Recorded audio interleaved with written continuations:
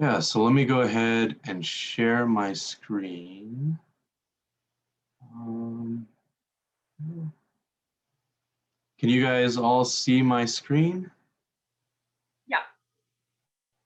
Awesome. All right. Well, welcome everyone to my presentation on designing footwear for herpetologists. I'm Daniel Carhuff, as you know. Thank you for the lovely introduction and the invitation to present for you guys and kind of get your feedback. So I'm looking to present for around 25 minutes, and then the rest of our time will be spent kind of discussing what I presented, getting feedback, and thinking about the future of footwear innovation. So I'll start off with an intro, share about myself. I'll give you that bio that was missing with Tom, and show you kind of what I do at MICA. And then I'll give you the context and the background of my project, define the problem, and then show you my current design directions and progress. And then after that, we will discuss. So this presentation, as I've said, is about designing footwear for herpetologists. And I come from a very heavily invested background in herpetology as an enthusiast wildlife photographer in my home state of Arizona. And a lot of my friends and guests in attendance today are people that I go out in the field with and take pictures. But here in Maryland, in my new home, I am a design student. And so for my thesis, my kind of last hurrah, was looking at a way to kind of combine those two passions. And I really discovered a problem with footwear for herpetologists that I'll get into. So a little bit more about me. I'm from Tucson, Arizona, which is in the southern part of Arizona, about an hour and a half or an hour or so north of the border. I'm a product design senior at Maryland Institute College of Art here in Baltimore. I'm a recently published wildlife photographer. I couldn't say that until now, but it's pretty great. It's only like one picture, but it's cool. And I'm very happy to meet you all. And that picture of me on the right is a picture of me near the border in Sycamore Canyon. This is one of the most popular places to look for reptiles and amphibians in my home state. And looking a little bit at my photography, just to share that with you guys, this is kind of the work, some of the work that I've done.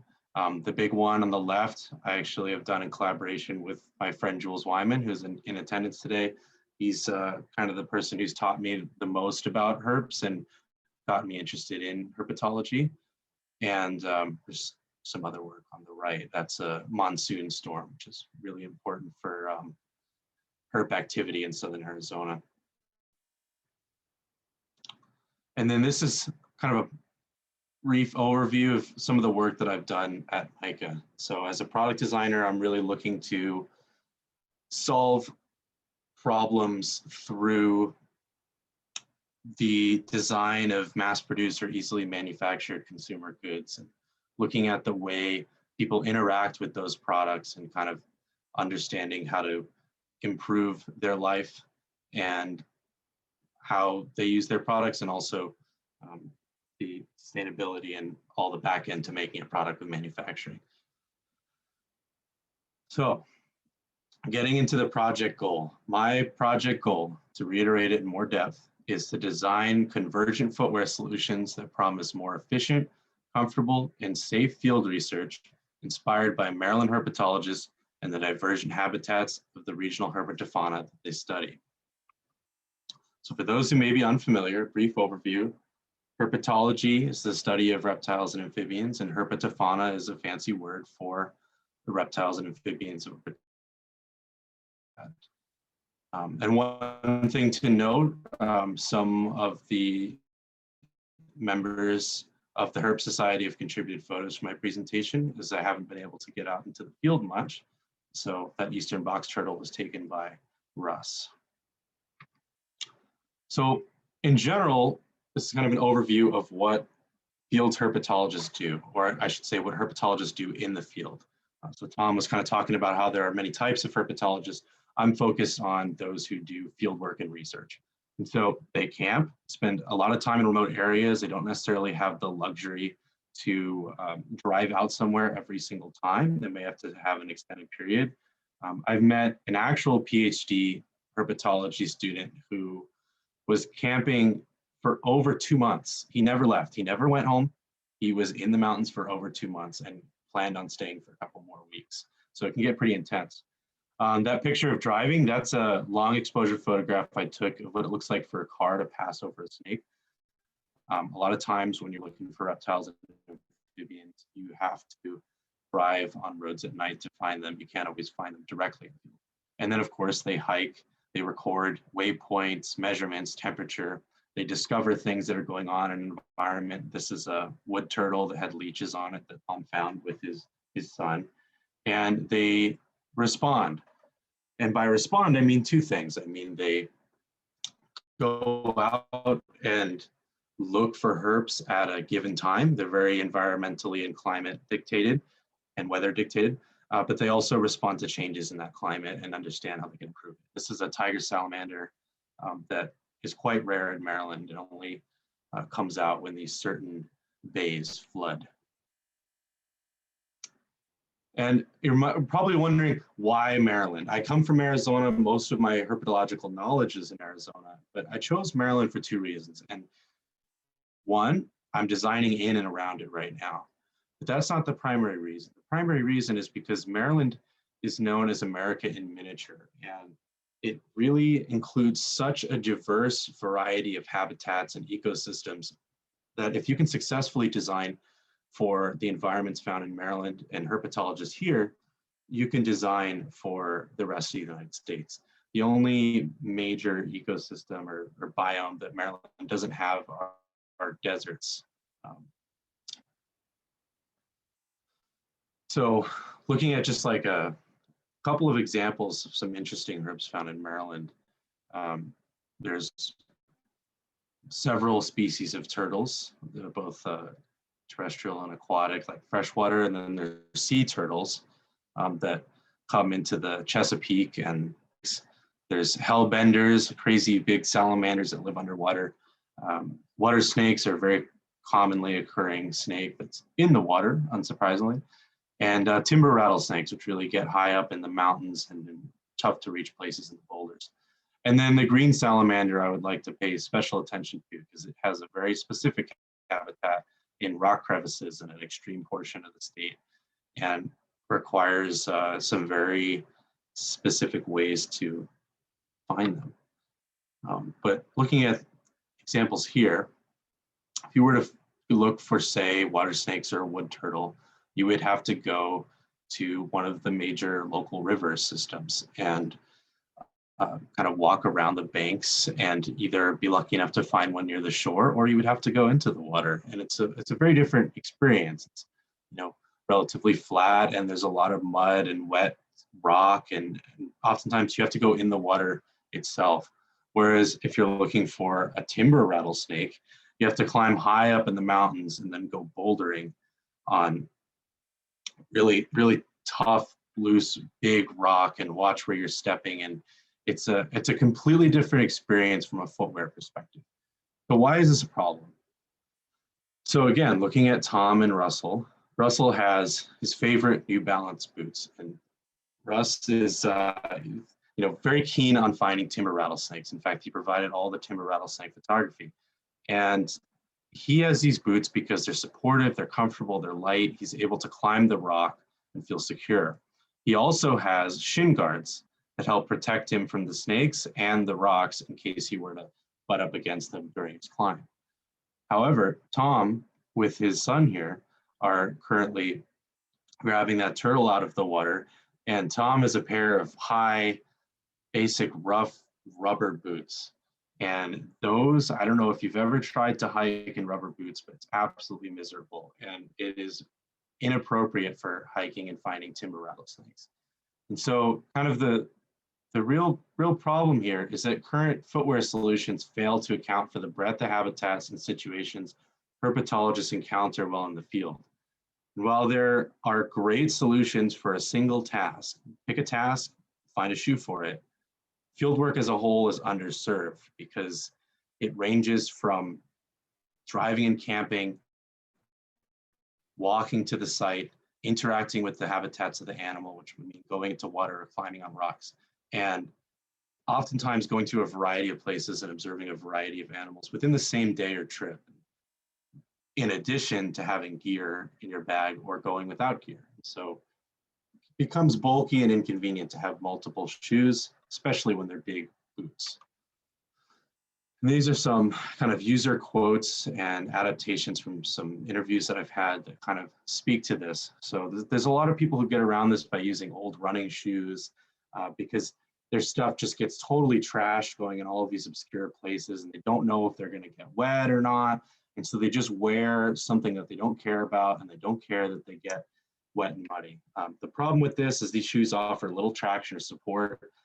They offer no protection, and they ultimately don't last because you've used them so long, and that's why you're using them now, because you don't care about them. So it's really not a great system. And then there's other people who are pretty meticulous about using up to 4 pairs of shoes for just one job that they're doing, and it's a huge inconvenience to them. So moving on, we can have a look at like the competitive marketplace for all this footwear. So I'm not going to go over every single shoe here. That would take a very long time, but I kind of want to pay close attention to the shoes that have the dots. So in the top left, this is kind of what I've determined as my opportunity area. It's just a cross between rugged and versatile. But I didn't want to stop there. There are some shoes that begin to work well for herpetologists. Namely the one in the very top left that's 2 pieces. It has a removable inner liner that's waterproof, and it lets you walk around the camp with that sock on, and it also lets you dry it at the end of the day. But ultimately, this system fails when you try to go wading deep surfaces. I have a chat. Oh, Robin owns all of these shoes that well. Interesting. Okay.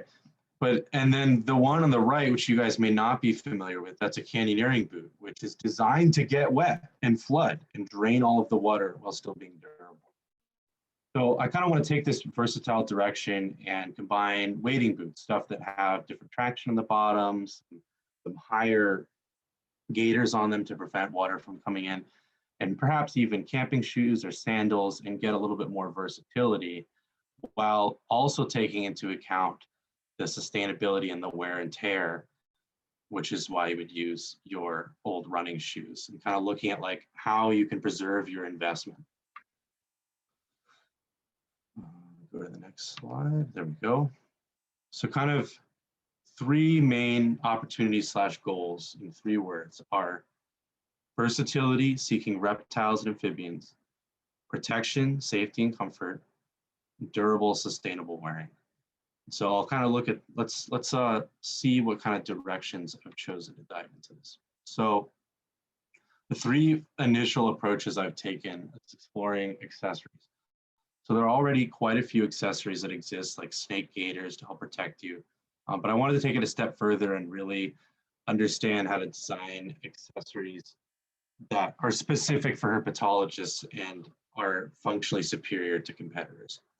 And then I wanted to look, my second direction is a system approach. So kind of looking at how, if you have a collection of items and footwear, accessories, and shoes, how can they fit together in a really efficient way to give you the performance benefit of multiple shoes while cutting down on bulk and allowing you to replace as things wear out. And then of course, my third direction is looking at boots. And how can you make the best boot possible? And it's just a boot, but it does everything you need. So further exploring these directions, I did some crazy mind maps. Not expecting you to read my terrible handwriting, but this is to kind of give you an idea of all the intricate parts and pieces of the directions that I kind of thought about in determining my initial concepts. So here's some rough sketches of kind of what I was doing to explore accessories, looking at armor, zippered pullovers, a gaiter that goes over a waterproof sock to prevent mud from going in. And kind of here's some initial refined concepts looking at that. So, oops, I forgot to tell you what they are in the callouts, but that's okay because I'm here. So the one on the far left is, again, that waterproof sock that has a gaiter to keep mud out. So every time you lift your shoe up in the water, dirt doesn't rush in. And then kind of looking at how in the middle there, you could design a more versatile snake gaiter, something that's a lot easier to strap on than current offerings. And then the bottom one's kind of interesting. That's looking at using the felt bottoms of wading boots and creating an oversock that, one, simplifies your hiking boots outside and makes it smoother for mud, but also gives you a lot of traction on the wet. So looking at direction 2,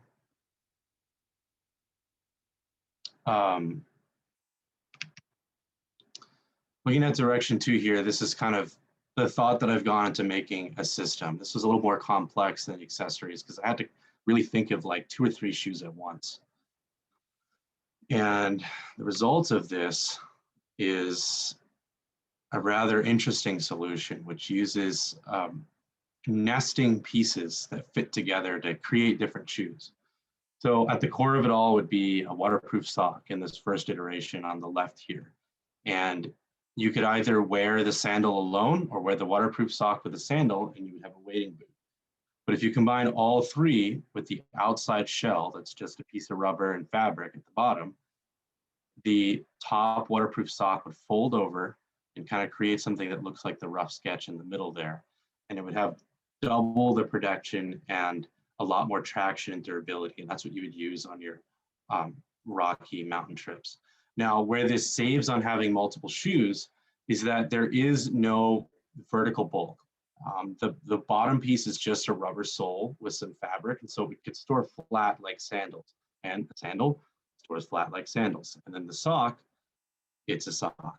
So it's not perfect, it's not completely weight saving, or bulk saving, but the second iteration and thought of this is.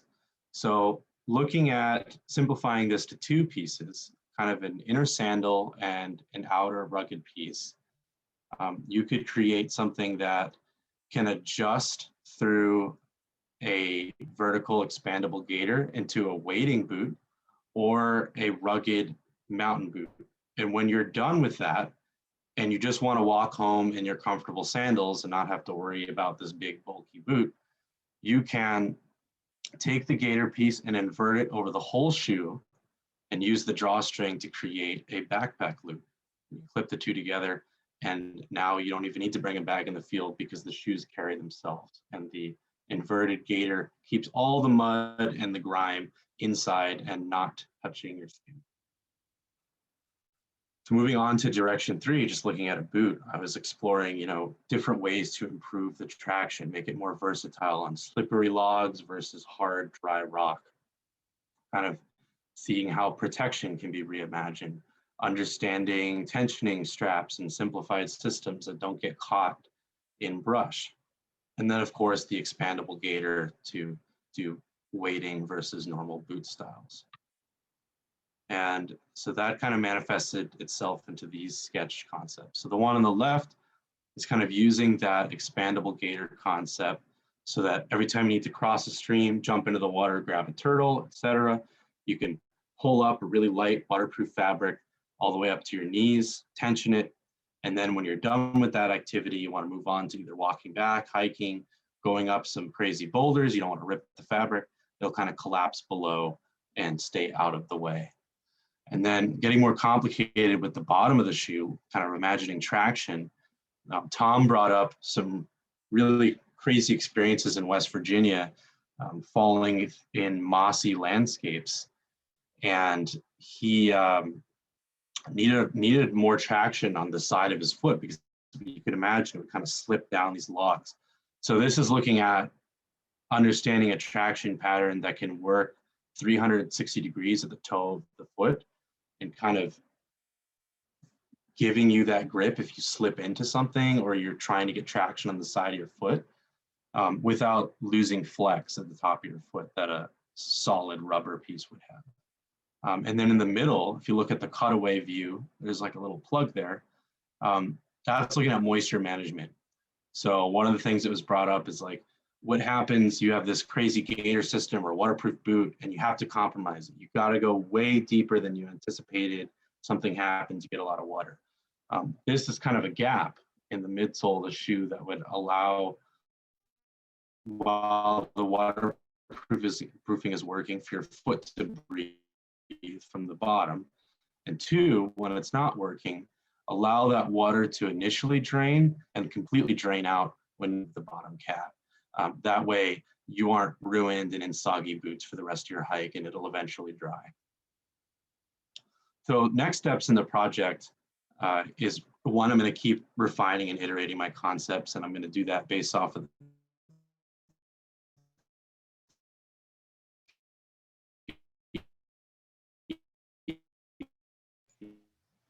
Daniel, you've gone out on us. You might want to Daniel, you might want to put your video off. Okay, can you hear me now? Yes, that's better. Okay, cool. All right, so I'm not sure what you missed, but this slide is showing the next step of my project, which is to use existing shoes and kind of cut at them and chop them up and combine them with other pieces to kind of test and realize the concepts that I'm going to be coming up with at the same time, or that I've already came up with. And these are some examples from Dave Dumbrow and Kevin Fallon, who created this. And Dave Dumbrow is working with me on my thesis project. He's the former head of Under Armour's footwear design division.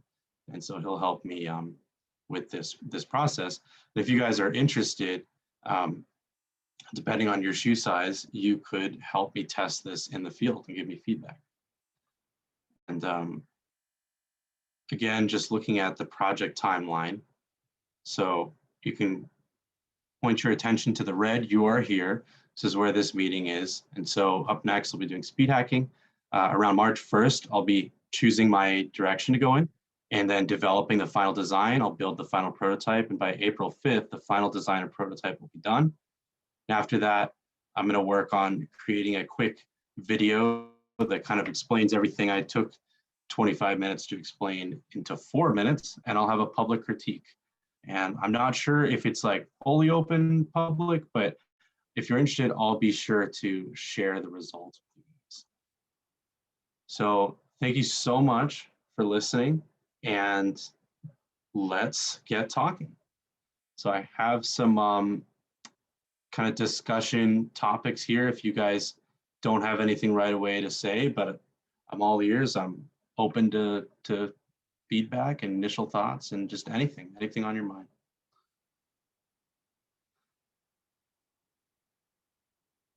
I think you're muted. Yeah, Daniel, do you want to unshare so we can kind of come back together as a group? I think it makes sharing a little bit easier. Yeah, sure. Okay. And I can repeat those topics verbally if anyone's interested. Okay. Can I show you? Can I show you my shoes?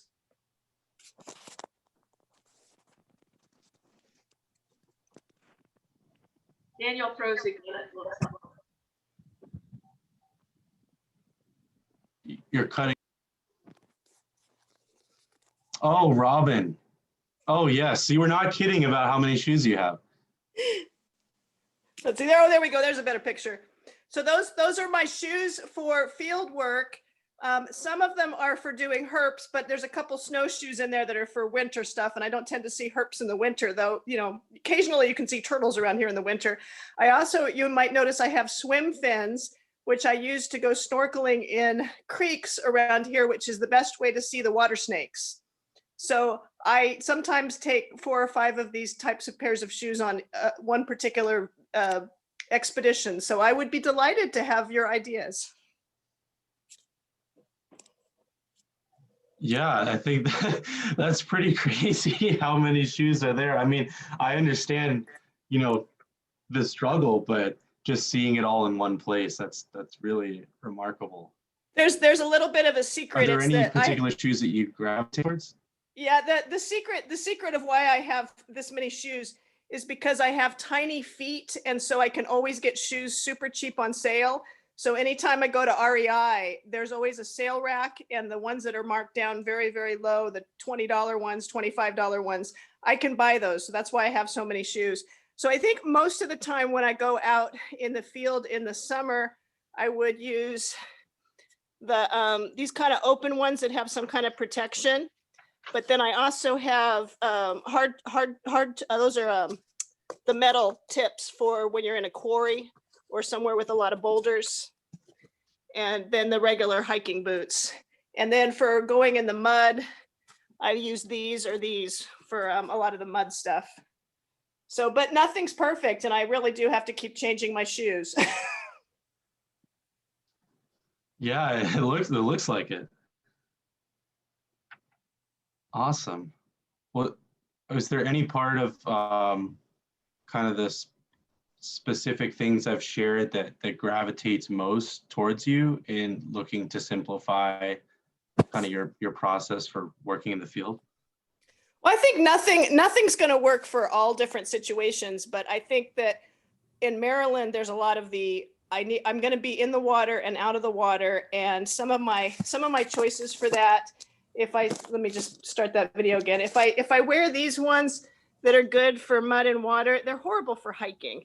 So that in water, out of water thing is always good. And then just the idea of having something that's going to protect you if you're in areas where you do have to worry about scrapes and being bit. So I don't know. I think it's a great project to work on, but I think no one shoe is going to work for everything. But I'm sure that you could come up with something that would be better for me for some circumstance. Yeah, definitely. Oh, it looks like someone in the chat, hello, Mr. Winkleman, has a question. He says, hi, Daniel. Can you talk a little bit about how the prototype will be produced? Will you have to make it by hand, or will you have professional industrial help? That is a great question. So I kind of talked about how the speed hacking stuff will work, but that will not be the final prototype. The final prototype will need to be made by hand, but kind of my current strategy for this is to have a combination of 3D printed and modeled parts and soft portions. I do have practice sewing, but I am not by any means an expert. And so one of the things that I may look into is hiring a professional tailor or seamstress to help with the soft construction of whatever direction I move forward with. But anything that's like, a plastic support piece or foam bottom or like the molding for the tread, I'm going to try to either 3D print that and design it myself, or find some tread that I can kind of mold and shape in the way I want and apply that. So I don't know if that answers your question or if you have any other details on that. Very good. Thank you. Joe, you're All right. Yeah. Daniel, the current trend now for naturalists in the field is to disinfect their footwear when they leave a site in order not to go ahead and potentially transmit diseases from one site to another. And of course, this is especially important for researchers that are going to numerous sites or individuals that are walking to numerous sites in order not to go ahead and potentially transmit disease.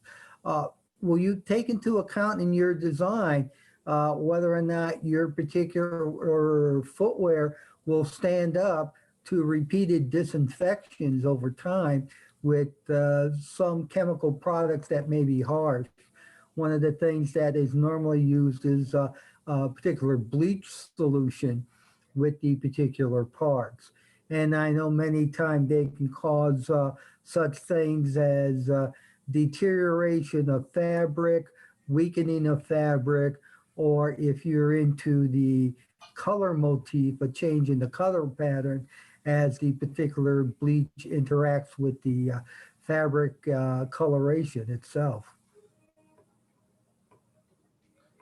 That is an excellent question, and a lot of really useful background information. I will say I was aware in a cursory sense of disinfection of footwear, but didn't realize the scale at which it affected the performance of footwear. And so I think that that is something that will become a primary focus of mine moving forward. Right now, it's all on kind of the basic functionality from a mechanical design perspective. But I think in looking at materials research and understanding kind of what this is supposed to be made out of and being really deliberate about that, I'm going to start that in maybe 2 or 3 weeks time. And I've just written down everything that you've said. And I think that would be a great way to guide material choices, because if it can stand up to bleach, I think it'll also fare well in terms of long-term durability in the field, kind of really making it extra rugged and easier to clean too. That is something I didn't quite mention explicitly. Is a lot of the designs I'm going to go for, I want to simplify the surfaces on the outside of the shoe as much as I can where possible, such that you don't have little guys.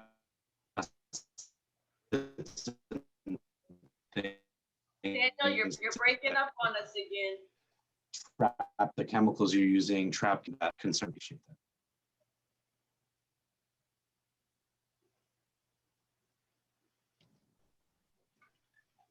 Anybody? Oh, have what? Oh, so Okay.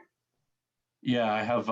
So Russ asked what price point you're aiming for. So this is an interesting question. I haven't done any explicit research on what individuals in Maryland pay for their footwear, but I know from anecdotal experience in Arizona that, and for some of the people that I've interviewed here, that price is an important factor because the shoes break so easily and they get damaged so easily. But I think, you know, it's important to consider that there's a sweet spot between how much you invest in a product and how much you get out of it. And, you know, for something like this, if I was doing just a boot, the price point may be a little less, maybe between $150 and $200. If I was doing a system, there's a lot more involved in that. It's replacing a lot more products. That would be, you know, $200 to $250 retail, maybe even more than that. And especially if I have to do research into like chemical resistant materials and custom molding and traction patterns, and invest a lot of time into the research and development to make this perform better than everything else out there. If I were a real company or I were a large manufacturer, this would definitely jump the cost up. These will not, basically what I'm saying is that these will be premium outdoor products, but I do understand the concern over pricing, and I'm trying to kind of work into my design ways to make parts of it last longer. Just real quick, kind of going off of that, the system design is centered around keeping the midsole cushioning piece consistent throughout.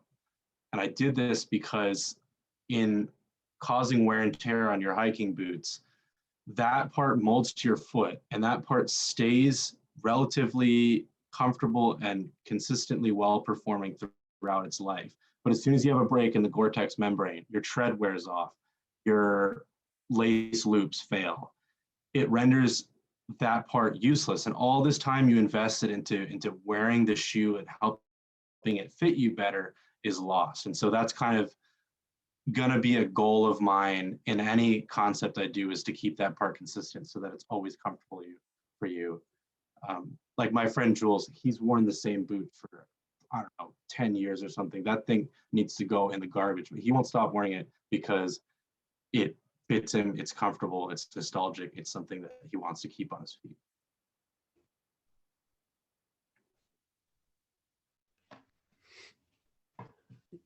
Yeah, Daniel, I've always been fascinated by the invention process, and the creativity of this is really impressive, especially since it's designed around herpers in particular. My quandary is usually when we're out camping for 3 days to a week. We're going to be camping, herping during that time, and we head out on any given particular day. What you're looking for most that day kind of drives your footwear choice.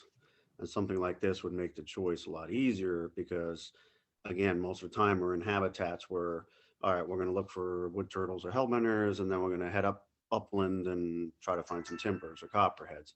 And you have to make a choice. Well, what footwear are you going to wear? Are you going to dress for the hellbenders? You're going to dress for the timber rattlesnakes. So it's fascinating, and I'm excited to see this and just at least see the early design stages of it. And I think we're all thankful for you sharing it. So I just wanted to say thank you in advance. It's fun to see. Thank you, Tom. That's very thoughtful and kind. And I definitely am just as excited as you are. And I'm looking forward to, sharing more as it comes on and working more with you guys, hopefully in the field, to kind of get a strong grasp of what it's like to herp in Maryland and get feedback from people outside of myself and using some of the prototypes and things I come up with and interacting with that. Looks like Eugene has something to show. Gene has his hand up. Yeah. Here is an older design, maybe interested in. These are designed for snow. And what's interesting about them is that they have a Velcro tab and a snap to hold together, and then Velcro to keep them watertight up past your ankles. And you might look these up sometime. The price point was quite low. They are amazingly bulky, so they're good for snow and mud. But I've never gone herping in them. The limitation, which I think you could solve, and you may already have solved, is that they're so wide here because you put your foot in a pair of sneakers in them. They're Okay, yeah. convenient to put on and take off, but in order to do that, they have to be wide enough for the widest shoe in a particular size. So, and I don't know if they're still available. They're called Neos. And Neos. Neos. And they were on the order of $35 or $40 15 years ago, and they don't wear out. But what you showed on the screen is much more compact, much more flexible, and but this is interesting, and I thought you might find particularly the double Velcro coming up here, the double here, and then the strap here with one of the what it looks like the French patented buckles that holds the thing together. And without that, the Velcro would separate. But they're surprisingly water resistant. So anyway, a great presentation. The variety of things that you've shown, I really appreciate it. Well, I'm very, very happy about that. And those are definitely unique boots. I wrote that down. I'm going to look at that. I think one thing I want to comment on that's interesting is how it needs to account for how many different shoes may need to go into it. And right. So that's something that I'm really enthusiastic about with the system approach, is having complete control over each piece so that the tolerances between everything going in is really tight and low so that you can keep everything compact. And so it's kind of interesting. That example reminds me of the challenges of making something fit into something else, but also perhaps the improvement that can happen when you have full control over everything you're making. Yeah, and agreed. And I should also mention that in my alligator research a long time ago, going from dry forest to edges of ponds to wading through ponds, I ended up with 4 or 5 sets of sneakers and socks, and I would just get 3 of them wet in one day, and I just accepted that. And if you're driving to the sites and walking only a short distance, that's entirely acceptable. But what you're trying for is something much more multifunctional. So, you know, what Tom Scollins brought up. So, but that was a different approach in that, that having multiple cheap sneakers actually worked out. To wear them for any distance, you're going to develop blisters. And that was the other thing that I didn't hear brought up, is hot spots and blisters when you're walking a mile and a half. And what happens when your socks get wet and then you get a blister walking in them in just 1 hour? So the socks part is something that can be addressed also. Yeah, I think that's very insightful and kind of interesting. You know, I had the drainage solution, but I never really thought, like, even with it drying out faster, like, it's still gonna be wet. And even in the Southwest, I mean, it's really dry there. Stuff dries out super quick, but it's not gonna dry out in an hour maybe.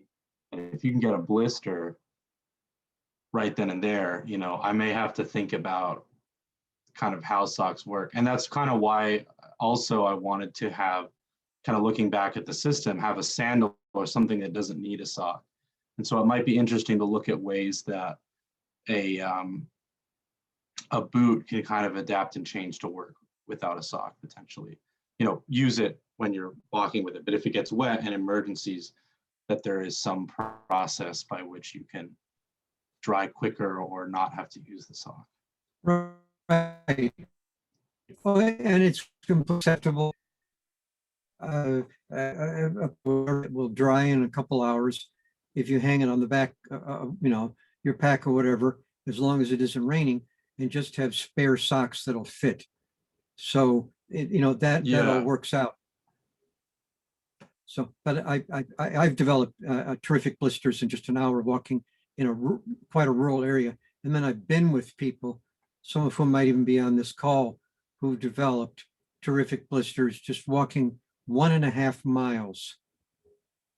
So then that brings up the question of how long it takes to put the boot or shoe on and how long it takes to take it off. Because it's relatively fast, then it's, and you have spare socks, it's no big deal to take it off, take off your sopping wet socks and, you know, put the new ones on.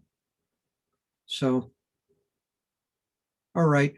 Yeah, that's an excellent point, because the solution perhaps maybe isn't in the socks, but how accessible it is and easy for someone to want to paint the socks.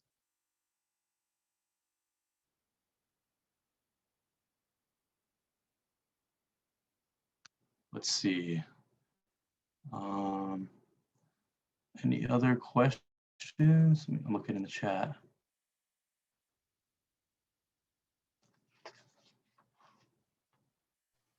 Is there anything else that Daniel, you wanted to get input in from this group right now at this point in the process? Yeah. So I'll list a couple things. I am kind of curious about people's willingness to invest in a pricier product, so long as it is specific for them and higher performing than cheaper competitors, and kind of like what your opinions are on that. Because, you know, even with what Robin shared, you know, she noted how cheap it was for her to buy footwear. And so, you know, something like this, it would be interesting because it may replace much of what she has, but it would also come at the same cost of much of what she has. And so, do you see value in having a premium experience from a comfort and performance standpoint, more so than just the fact that it's versatile, or equally? Yeah, Daniel, I'm pretty frugal, which is different than being cheap, but one thing I don't skimp on, there's a couple of things I don't skimp on, but one thing is footwear. And that's kind of been a recent development, but if your feet are uncomfortable, you're miserable in the field, and that's, footwear is one of those things that can cause long-term damage if you don't have the proper footwear for what you're doing. And I've just gone through so many cheap versions of this boot, that boot, this sneaker, that sneaker. where just for myself, I found it's worth spending the money on a well-researched product, a well-built product, and paying for that quality and not having to ice my knees and ankles for 6 hours after whatever it is I'm doing, and knowing that they're going to hold up. But again, these are, boots that are built for a specific task. So I think that's money well spent. And that's something where, in my wisdom of years, I don't skimp on cheap footwear anymore, because my knees and ankles can't, deal with the cheap stuff anymore. Yeah, I agree. I mean, I obviously I agree. I love shoes, but like, I can't. There's some products where I can get a lot of value out of something inexpensive, but I agree that having research in the product is important. Any other comments on that before I move on to the question in the chat? Yes, I'm actually, I'm the one with all the shoes, but I'm actually also a physician who works with people who have falls, and I'm huge on exactly what you just said. Really good. It's worth good shoe wear. I'm always making people throw out shoes that are going to make them fall. And the reason I have so many pairs of shoes is because I can buy them cheap, but basically if I buy something at REI and it works great, then I'm going to keep buying it at whatever price they charge me. And so, if I could be convinced that this high-priced product is going to keep me from falling in bad situations, protect me from the environment, and allow me to do what I want to do in the field, I would certainly pay that money, and I would tell other people to pay the money for it. Yeah, that's great insight, especially because I kind of used you as an example of the frugal buyer. So I'm glad that you chime back in. Well, okay, so my mom actually asked what I will name this product, and I don't have an answer for that, but I wanted to answer this question because I'm going to be looking at figuring out if I want to brand my project. So in design education, it's common practice for a student to emulate the aesthetics and values of another brand, whether it be in the field that they're designing for or something radically different that aligns value-wise. And so I'm going to discuss this with another one of my council members, but I was wondering if you guys knew of any herpetology relevant brands or specific footwear brands that you really love that you think my project would align with and would want to see it branded as.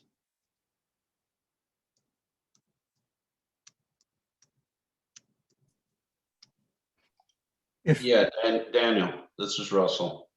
Yeah. Yeah, like we discussed in the interview, I'm particularly fond, I don't know if that's a strong word. I'm using New Balance boots and shoes because there's something about the design of them. I'm not sure. I think we found something about them online that is good for your feet and your back. And I found that they actually work really well for me. To Tom's point, I'm not coming home, icing my knees, icing my back in the car on the way home from a field trip. Or less so. I still have problems, but that brand, for whatever reason, I don't know, that seems to work well for me. New Balance. Yes. Okay, and I think Jean had a point to make. Yeah, and there's Robin who's showing off her New Balance shoes, and that's all I wear now is New Balance. And I wear New Balance made in the US, not made in China. The Chinese manufactured ones are two different sizes in the same box and weird. I have one suggestion that's relevant to your question, one that isn't. Because the market for hunters and fishermen is immense. Yeah. Especially the market for hunters, you can get an idea what people are willing to pay for boots who are actually good hunters. And they're probably going to have the same experience that other people have brought up. They start out with boots at the $60 and $70 level, and then they jump to $140 and $250. And for fishermen, the same thing is true of hip boots and waders. They start out cheap, and when they don't fit well, they end up going to pricier. And I think the naming there could be quite interesting. The part that is different from your question is, with all of my shoes, I wear orthotics. And I'm wearing orthotics usually in the $40 and $50 range. And I could email you with a couple names, but for people with feet like mine, your orthotics make all the difference in wearing something comfortably for, and then not paying for it the next day. And so that's something you might think about is, will your shoes and boots come with a liner that can just be popped out and replaced with orthotics? Because that's what I do with every single pair of shoes and boots that I own. I take out their liner, and New Balance comes with pretty good liners, right? But they're nothing like a $40 pair of orthotics. And that's something else that you might possibly consider. But all right, I'll end there because I'm not answering your question. Well, I just real quick, I will say that that is a consideration of mine. And like I said, with the whole insole coming out, I want to make sure that, you know, if this is something that's going to wear out at a higher rate, given the extreme nature of what herpetologists do versus like a through hiker or something on the trail all day, that comfort will be preserved. If the shoe fits you well and you break it in and your foot is kind of molded to the bottom, you have your own orthotics in, etc., I want that piece to always be able to be removed and reused in some way. So yeah, it's a good point. I think Joe had something to say. Yeah. If you are considering looking for a deep pocket, then I would recommend that, as was mentioned about the hunters and fishermen that Gene mentioned, would to go ahead and see whether or not there'd be any interest from Bass Pro Shop or Cabela's. They're both owned by the same people, but the bottom line is the fact that they have outlets all over the United States. They have a very good mail order business. And the thing is the fact that they would probably have no qualms of putting their, how should I put it, logo or naming the brand of the product for them to go ahead and be useful. And if you could, you know, market the product as something that would be slip resistant on boats and good enough to be and keep you warm in a duck blind or trekking through a location to get an elk or a deer, you would probably go ahead and be able to go ahead and convince many people to buy this as a particular great shoe, especially if the function of the shoe is such that the inner workings mold to your foot, and so it gives you the comfortable walk that you're looking for. So you know, it wouldn't be a Daniel shoe per se, but I know that Bass Pro Shop does have their own redhead brand that they go ahead and have. And off the record, I can tell you that their stuff like outdoor clothing through Redhead is probably just as good as going to LL Bean and buying the particular product. And we all know LL Bean has a much heftier price tag on their particular clothing. Yeah, I think that's a good point, kind of circling back into the outdoor recreational market. You know, I've always been thinking of the high-end hiking market, but seeing as this is deeply rooted in with animals, and while it isn't hunting, you do need a hunting license to go look for herps and stuff like that. It seems to make a lot of sense to look at hunting brands, perhaps, but maybe ones that are perhaps more generalist or sustainability focused, something that's a little less hardcore hunting and more about the animals in nature. And Daniel, this is Bronwyn. Mhm. And going back to the price point, I concur that you want to pay for quality, but everybody says, you read the little papers and everything online about the boots and everything that they say, and the marketing and the advertising and is one thing. If you could back it up, I don't know, with a warranty or a lifetime guarantee or something like that, those kind of testimonials, and that you're going to put money where the design is more compelling to me as a consumer to say, yeah, I'm gonna put down the big bucks for this.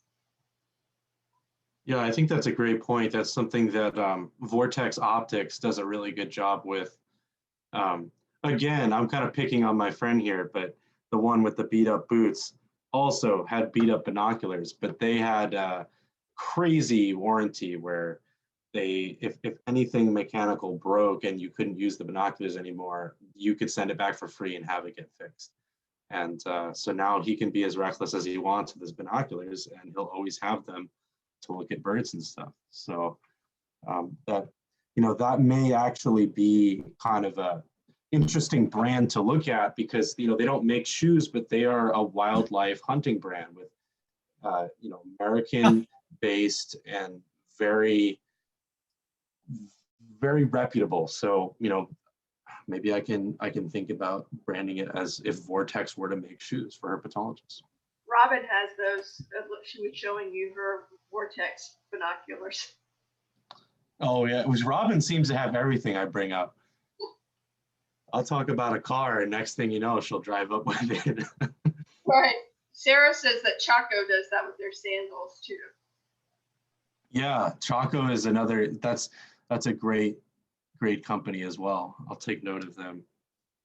So a member of our group, a very well-known member of our group, buys the Redhead branded waders, I think, or hip boots, I think, from Bass Pro. And I think they have a 1-year warranty, something like that. And he wears them out in less than a year and brings them back and gets a free one just about every year. So for every one that he buys, he probably goes through 4, maybe 5. And he's careful to keep the receipts because this is a recurring thing. And he does so much walking outside that he goes through them pretty quick. So warranties, a more practical warranty might be if this boot ever fails to protect you from the bite of a spotted salamander, we'll replace it. Or a ringneck snake for something that's really active. So yeah, I definitely think you need to be careful about how the warranty works. I mean, you don't just want to give away free product because then the company will go out of business and then you won't have the shoes. But I think it is important to look at ways to promote trust in the design. And that's something that I can focus on looking forward beyond just words and fine print, but really like, what about the design shows that it's going to last, or that it can be replaced, or that it'll still protect you if you're bitten by a timber rattlesnake or something like that. That might be a little too extreme, but I wouldn't want to advertise that because people would go stomping around the boulders like nobody's business. But yeah, definitely good points. yeah, and Robin brought up REI, and the best people I've ever met who are fitting outdoor shoes are people at REI. They're the most knowledgeable and thoughtful, and it might be fun to bring up things that you have and just ask. And if you find the old hands, and just ask them what they think. But you know, you probably have plenty of other people to draw into. Well, yeah, and just any outdoor store like that. We have a local store in Arizona, and it really is eye-opening how they fit your shoes, and it's important to take that into consideration. I have one more actually question I want to ask, unless anyone has something to say before I ask that. Okay, looks like no. So, you know, there's been a lot of talks about the ways kind of my boot direction and my system direction can deal with the qualms that you guys have shared today, that the difficult circumstances and having that versatility. But I'm wondering if you, on a personal level, with your own field experience, are more interested in having a single article of footwear that can kind of adapt and change and be added to work in as many conditions as best as it can, or if you're more excited by the idea of being able to use parts of a system independently, be able to go into sandals and then have those sandals go into something else. Is that more useful to you in the field, or is it more useful for you to have the thing you don't need to worry about and you make slight changes in the field to take on whatever's in front of you?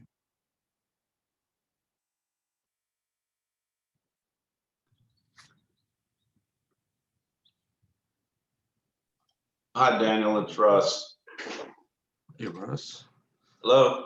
Oh, Yeah, I'm here. I'm kind of leaning toward just maybe not one product that's modular that you're talking about to do multiple things, right? Maybe two separate products, one wet product, one dry product, if you know what I mean. One for the mountains, one for the boulders, the deserts, and another one for the swamps, the wet and the more wet environments. Because I'd pay for a product that's worth it, that lasts, that's durable, and I'd certainly pay for two products. You know, like it's been brought up before, it's not that hard to change footwear in the field if you need to, as long as you're not too far from the car. So, yeah, and hey, Daniel, and everyone. Hey, Jules. I feel like, yeah, kind of similarly, I feel like I really like the idea of something that's more versatile and would be open to getting that. I think what I wouldn't want is to sacrifice quality. I feel like if it comes down to, like, I'm quite happy carrying multiple kinds of footwear, like, you know, sandals and boots for water and hiking boots or whatever. If the alternative is kind of a like one size fits all shoe that you can modify, but that, you know, each like respective type of footwear just like doesn't do, like, I think my main concern would be, yeah, that kind of thing like wouldn't be as good as like an individually crafted shoe for like each situation. I think that would be my main concern, but I like the idea of like I think, you know, in terms of weight, I love the idea of not having multiple like shoes to carry if I'm on like a long herping or sort of adventuring trip. I think I would just be a bit, I think that would kind of be the main thing I would be concerned about, was if I'm sacrificing quality. Yeah. So just to clarify, it sounds like, you know, there's a heavy emphasis on having something perform the best in whatever situation you throw at it. And if there's a situation wherever it does not perform the best, it's worth just having another pair of shoes. Yeah, exactly. Yeah. Okay, because I definitely see an opportunity. Like one of the things I wanted to focus on was, you know, camp comfort and like being able to strip down. But it sounds like it may be better to really understand the difficult aspects of herping, whether that is transitioning from water to mountain or whether that is just the water in and of itself. I think the transition from water to mountain is something that will stay consistent in my design. But if there is some aspect to that that compromises it, I'll be sure to keep these thoughts in mind and not focus on that. But yeah, and Jules and a lot of my friends are in Southern California at school right now. So he is rubbing it in that he's in the sunshine, but it's okay. Sorry, folks. Any other thoughts on that? Kind of looking at like a system versus one shoe that keeps you most prepared at all times? Yeah, Daniel, I'm in the boat of just, I pack enough crap anyway. If I can have one shoe that does it all, I'd probably go that way if it's a quality product. Just my personal preference. So you would want seems- the one shoe. I think if I could have that in a shoe that actually did do it all, a boot that did do it all, that would be terrific. Because I guess I'm lazy. Where I don't, if I'm heading out for the day, I have enough to take. The less I can take with me. I'm certainly not taking 2 pairs of shoes with me. I make that hard choice which one is going to serve me best, even if a portion of the day is going to be uncomfortable, i.e. hiking those rubber boots to get to the river. That's just my view. Yeah, I just want to say that's a great point, because I want to make it clear that I don't think that excludes any other opinions that have been shared. Because if I can work to design something that works best in a vastly more diverse variety of environments than what already exists, anytime that you as the user feel that there is a better specific option and you want to pack for that, you could still do it. But I think it's important to note that having kind of a really good Swiss Army knife for 90% of the things out there would be very different from what's on the market today. And that's kind of what I'm going for.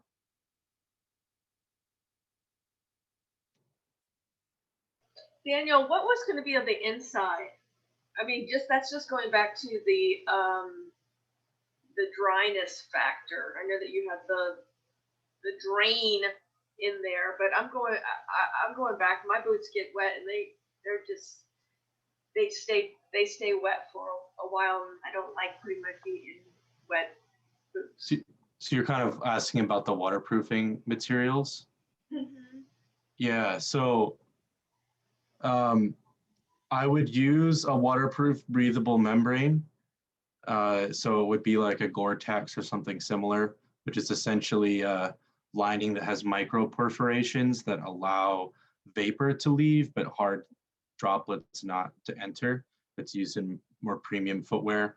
But for like the gaiter portion, I'm gonna look a little more deeply into that material, because it may be that I use a more durable material that's not breathable for that section. And that's kind of why I was looking at like breathability through the bottom of the foot and the foot itself. Because if you get a tear in like a really thin fabric that's going up your knee and your waist or your knee deep in water, that's a lot worse. Like the fallout from that is pretty bad. It's all bad, but like there are ways to protect the membrane at the foot level. There are not ways to protect it at the leg level, if that makes sense. So that's kind of an overview of my initial thoughts on the waterproofing.